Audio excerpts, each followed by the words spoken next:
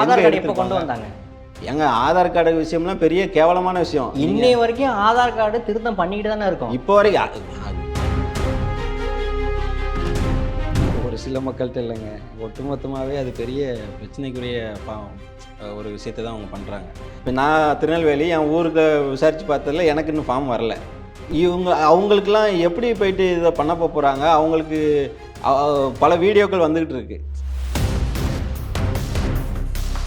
இப்போது நாங்கள்லாம் இதில் ஃபார்மில் கையெழுத்து போட்டால் தான் உயிரோடு இருக்கிறதா அர்த்தமா, அப்படி இல்லைன்னா நாங்கள் செத்ததாக அர்த்தமா அப்படின்லாம் சொல்லி பல அப்பாவி மக்களுடைய வீடியோ காட்சிகள்லாம் வந்துக்கிட்டு இருக்கு. இப்போ தமிழ்நாட்டில் இது ஒரு பெரிய பாதிப்பை உண்டு பண்ணுமானா அந்த அளவுக்கு எஸ்ஐஆர் மூலமாக இங்கே ஒரு பிரச்சனை உருவாகுமான்னு தெரியல. ஏன்னா தேர்தல் ஆணையம் தான் வெற்றி பெற்று, அப்படி தான் நம்ம பார்க்கணும். பாஜகங்கிறத விட தேர்தல் ஆணையம் இதில் ஜெயிச்சிடுச்சு. அது மட்டும் இல்லாமல் கட்சி தலைவர்களே இன்னமும் தடுமாறாங்க இந்த எஸ்ஐஆர்னால. இவ்வளோ அவசரமாக இதை ஏன் பண்ணணும் அப்படிங்கிறது தான் இன்றைக்கி எல்லாருடைய கேள்வியாக இருக்குது. அந்த வாக்குரிமையே நீங்கள் பறிச்சுட்டு நீங்கள் இந்திய நாட்டோட குடிமகன் இல்லை அப்படின்னு சொல்ல வர்றதுனால என்ன நடக்க போகுது? அவங்களுக்கு தேவையான பிஜேபி அரசுக்கு தேவையான ஒரு சிஸ்டமை அவங்க உருவாக்கி வச்சுட்டாங்க. இப்போ இந்தியா கூட்டணிக்கு உளவேடிய வாக்குகள் எல்லாம் பிஜேபி வேண்டான்னு நினைப்பாங்க. அதே நேரத்தில் இங்கே உள்ள அரசியல் கட்சிகளையும் வேண்டான்னு நினைக்கிற கூட்டமும் இருக்கும். நீங்கள் எல்லா மாநிலங்கள்லேயும் பிஜேபி தனக்கான ஆதரவாளர்களையும் அவங்க தான் உருவாக்குவாங்க, தனக்கான எதிராளிகளையும் அவங்க தான் உருவாக்குவாங்க.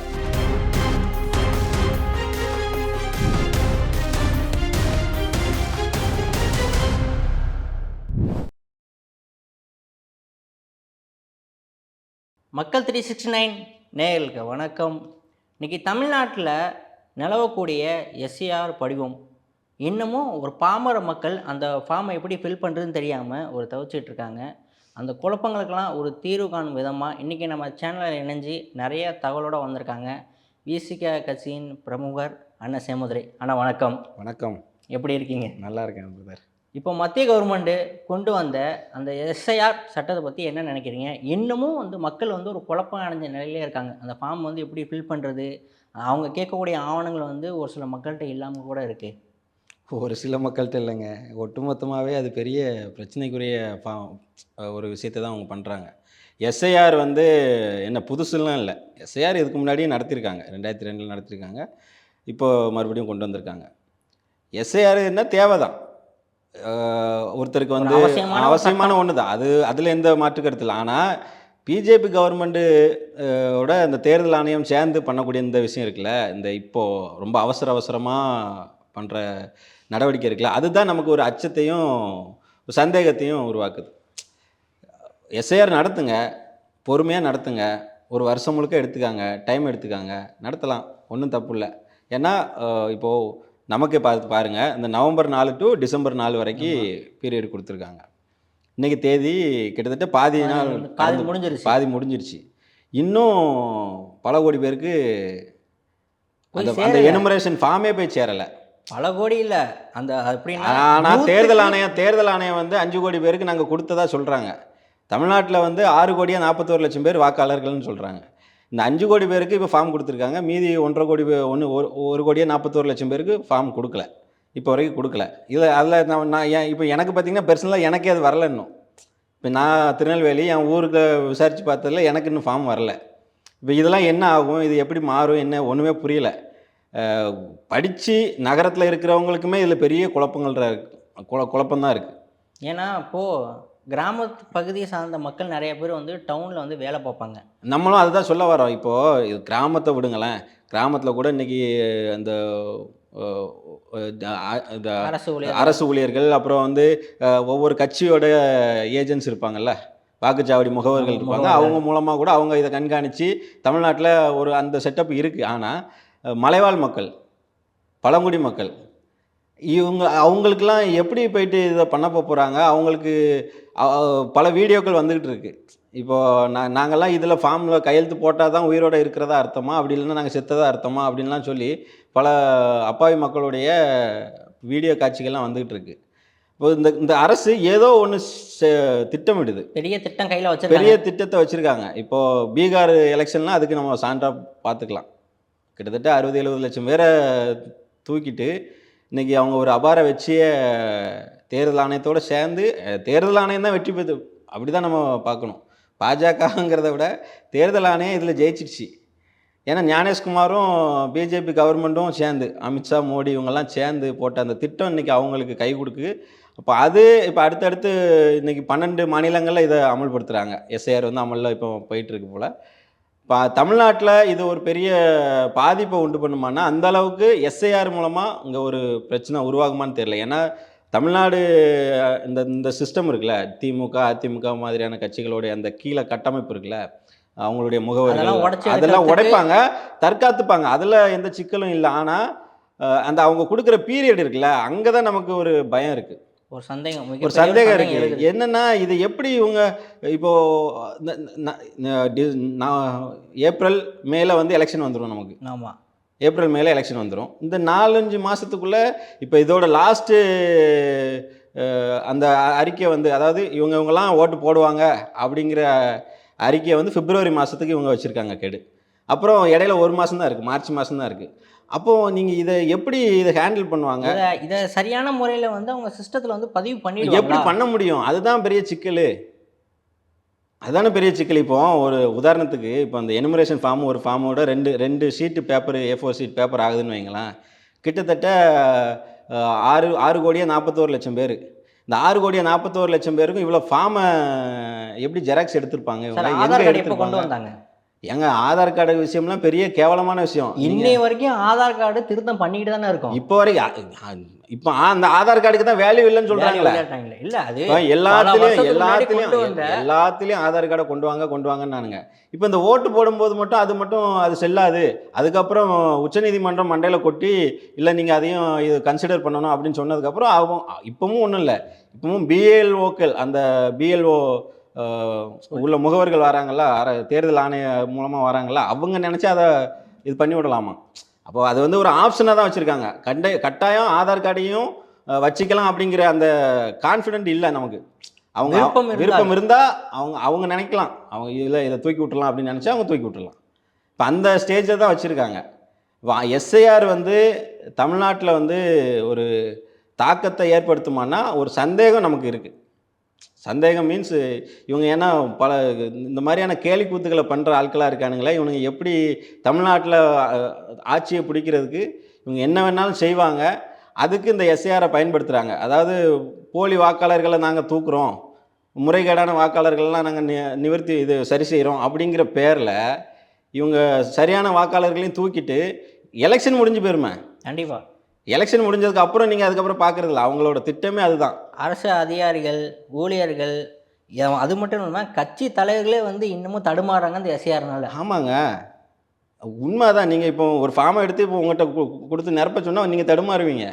ஏன்னா 2002 ஓட்டு எப்போ ஓட்டு போட்டது, யார் ஓட்டு போட்டது, அந்த உறவினர்கள் முறைன்னு ஒன்று கேட்குறான் பாருங்க. அது எதுக்கு கேட்குறாங்கிறதான் யாருக்கும் தெரிய மாட்டேங்க. இல்லை, இந்த மாதிரி கேள்விகள்லாம் வரும்போது வந்து தேர்தல் ஆணையமே ஒரு விளக்கம் கொடுக்கறது இல்லையா? அவங்களே அதில் தயாராகலன்னு தான் நம்ம சொல்கிறோம்.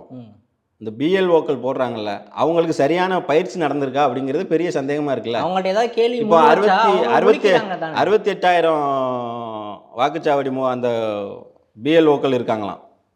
அந்த 68,000 பேருக்கும் நீங்கள் முறையாக ட்ரைனிங் கொடுத்தீங்களா? ட்ரைனிங் செஷன் நடந்துச்சா? தமிழ்நாட்டு தேர்தல் ஆணையம் அதை பண்ணுச்சா? இல்லை, அதெல்லாம் என்ன நடக்கக்கூடிய நிகழ்வுலாம் பார்த்தா அதெல்லாம் நடந்த மாதிரியே தெரியும். அதுதானே நமக்கு சந்தேகமாக இருக்குது. இப்போ அவங்களுக்கும் முழுசான ஒரு தெளிவு இல்லை. எல்லாரும் வீட்டுக்கும் போயிட்டு நேரில் பார்த்து தான் கொடுக்கணும் அப்படிங்கிற மாதிரிலாம் சொல்கிறாங்க. ஆனால் எங்கேயுமே அப்படி நடக்கலை.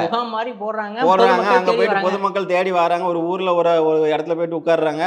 பொதுமக்களாக வந்து பொதுமக்கள் பதறாங்கல்ல. எதுக்கு இந்த பதட்டத்தை உருவாக்குறாங்க? சந்தைகள் கேட்டால் கூட அவங்களே விழிப்புதுங்கிறாங்க.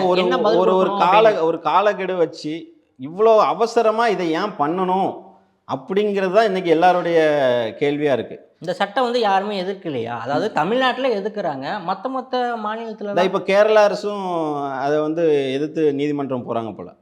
கேரளா அரசும் இப்போ மம்தா பானர்ஜி அவங்க வெஸ்ட் பெங்காலில் அவங்க எதிர்ப்பு தெரிவிக்கிறதுலாம் இருக்கட்டுங்க. ஆனால் இது தேர்தல் ஆணையம் வந்து இதை செய்யணும் தான். அதில் எந்த மாற்று கருத்து இல்லை யாருக்குமே. இப்போ தமிழ்நாட்டு அரசியல் கட்சி தலைவர்களும் என்ன சொல்கிறாங்கன்னா, செய்யுங்க, ஆனால் முறையாக செய்யுங்க. ஏன் இவ்வளோ அவசரப்படுறீங்க? இந்த படிவத்தில் ஏதாவது பீகாரை பற்றி ஏதாவது குறிப்பிட்டிருக்கா? எந்த படிவத்தில்? எஸ்ஏஆர் படிவத்தில். இல்லை எஸ்ஏஆர் படிவத்தில் பீகாரை பற்றிலாம் இல்லைங்க. இதில் வந்து அவங்க கொடுக்குற அந்த அந்த ப்ரொசீஜர் எல்லாம் கரெக்டு தாங்க. அதெல்லாம் தேவையான தேவை தான்.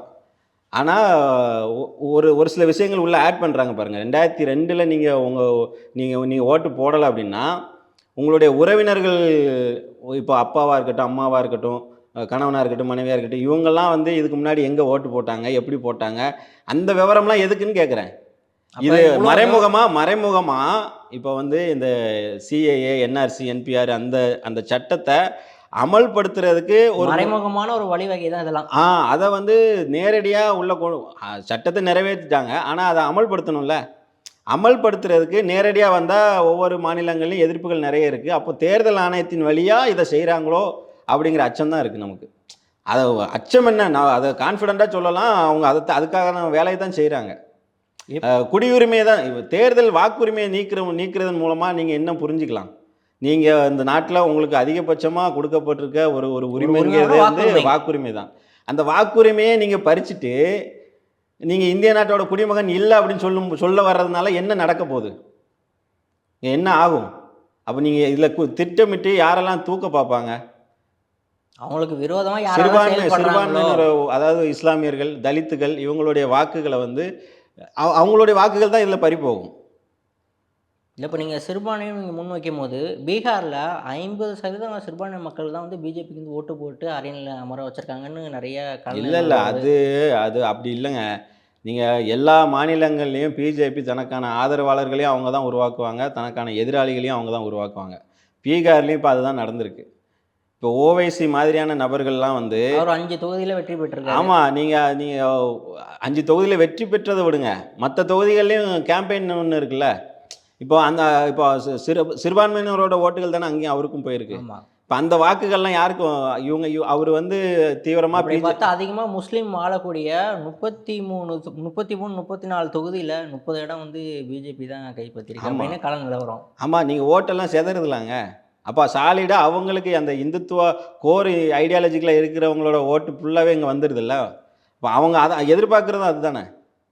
இப்போ இந்தியா கூட்டணிக்கு உழ வேண்டிய வாக்குகள் எல்லாம் பிஜேபி வேண்டான்னு நினைப்பாங்க.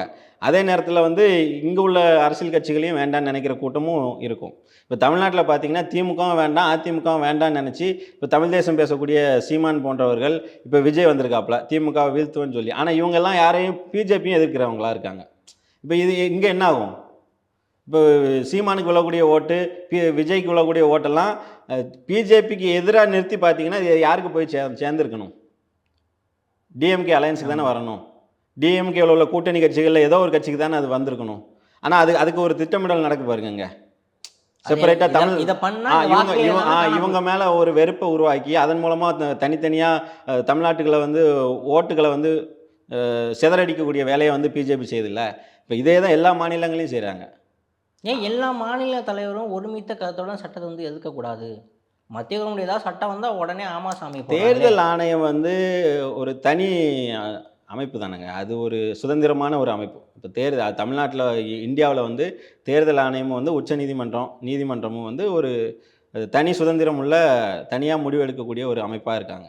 இப்போ அதில் போய்ட்டு ஒவ்வொரு கட்சிகளும் நீங்கள் அதில் கருத்து தெரிவிக்க முடியாது.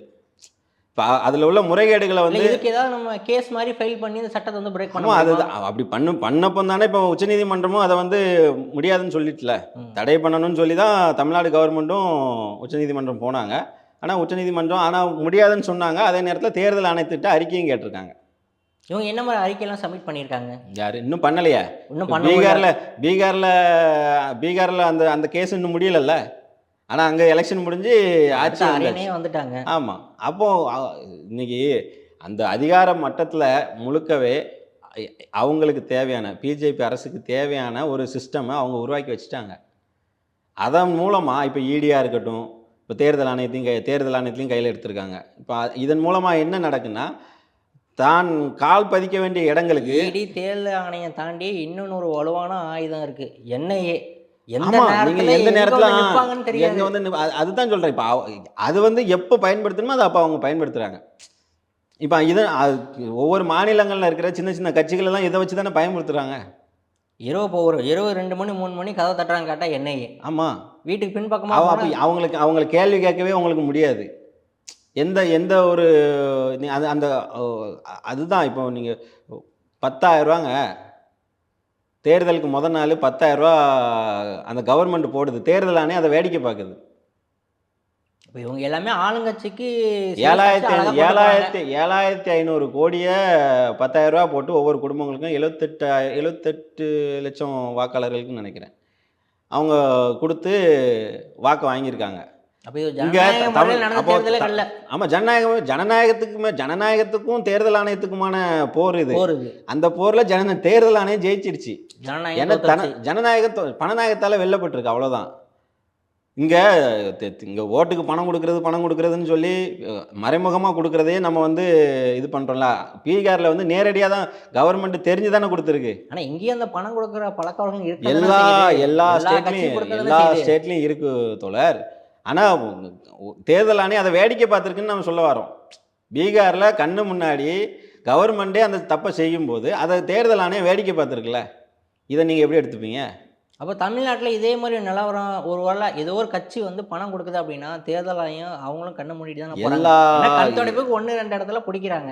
அதுதான் அது. அதாவது சின்னதை பிடிச்சிட்டு பெருசாக விடுறது, அந்த மாதிரி தான் இதெல்லாம். அப்போது இந்த சட்டத்தினால எத்தனை வாக்காளர்கள் அவங்களோட உரிமையை இழப்பாங்க? எங்கள் மொத்தத்தில் வாக்கு பதிவாகிறதே கிட்டத்தட்ட ஒரு 65-70 தான் நிற்கிது வாக்கு பதிவாகும். இப்போ அதுலேயும் இவங்க ஓட்டர்ஸ் எடுப்பாங்க. இப்போ தமிழ்நாட்டில் 6 கோடியே 41 லட்சம் பேர் வாக்காளர்கள்னால் இதில் ஒரு 1.5 கோடி வாக்காளர்களை தூக்குறாங்கன்னு வைங்க, இல்லை 1 கோடி வாக்காளர்களை தூக்குறாங்கன்னா அந்த 1 கோடி வாக்காளர்களும் அவங்களுக்கு போடக்கூட, அதாவது அதிமுக பாஜக அலையன்ஸுக்கு எதிரான வாக்குகளாக இருந்தால் என்ன பண்ணுறது? என்ன பண்ண முடியும்? கண்டிப்பாக பிஜேபிக்கான நல்ல ஒரு சாதனம் தானே இது. அப்போ பிஜேபி தமிழ்நாட்டில் கால் பதிக்காதுங்க, அதுக்கு அந்த சிஸ்டம் இல்லைங்க. ஆனால் இப்போ அது யார் மேலெல்லாம் சவாரி பண்ணி வருது? அதிமுகவை அதுக்கு மேலே சவாரி பண்ணி அதிமுகவை உடைச்சிடுச்சு. அடுத்து இப்போ திமுக விஜய் பக்கம்லாம் சரி. ஆமாம், நீங்கள் அதுக்கு தான் ஆட்களை இறக்கி விட்ருக்காங்க. விஜய் இறக்கப்பட்டதே அதுக்கு தான் நம்ம சொல்ல வரோம். இப்போ அதிமுகவை சிதைச்சிடுச்சு, இப்போ ஆட்டோமேட்டிக்காக விஜயை கையில் எடுப்பாங்க, அதில் எந்த மாற்று கருத்து இல்லை. கையில் எடுத்து அவங்க அதுக்குண்டான அந்த அரசியலை தான் பண்ணுவாங்க. நாம் அது நடக்காதுன்னு நம்புகிறோம். ஏன்னா தமிழ்நாட்டில் ஒரு அரசியல் பண்படுத்தப்பட்ட ஒரு அரசியல் இங்கே இருக்குது. தீவிரமாக களமாடக்கூடிய கேடஸ் இருக்காங்க. இப்போ திமுகலாம் தேர்தல் நேரத்தில் ரொம்ப தீயாகவே வேலை செய்வாங்க, ரொம்ப மைனூட்டாக கீழே ரூட் வரைக்கும் போயிட்டு வேலை செய்வாங்க. அதனால் நமக்கு அந்த பயம் இல்லை. பாஜக என்ன முயற்சி பண்ணாலும் அதை அதாவது தடுக்கக்கூடிய, அதை ஆமாம், அதை பாதுகாக்கக்கூடிய ஒரு சிஸ்டம், ஒரு கட்டமைப்பு தமிழ்நாட்டில் திமுக அதிமுக இந்த மாதிரியான பெரிய கட்சிகள் உருவாக்கி வச்சிருக்கு அப்படின்னு நம்புகிறோம். அதனால் பாஜகவோட என்ன திட்டம் போட்டாலும் இங்கே எடுபடாது அப்படிங்கிறது தான் இப்போ நம்ம புரிஞ்சுக்கிற வரோம். ஸோ இவ்வளோ நேரம் நம்ம கேட்ட கேள்விக்கு என்னென்ன சந்தேகங்கள் இருந்துச்சு அழகான முறையில் விளக்கம் கொடுத்தீங்க. நம்ம சேனலில் இணைஞ்சு பதில் கொடுத்ததுக்கு மிக்க நன்றி. நன்றி தோழர்.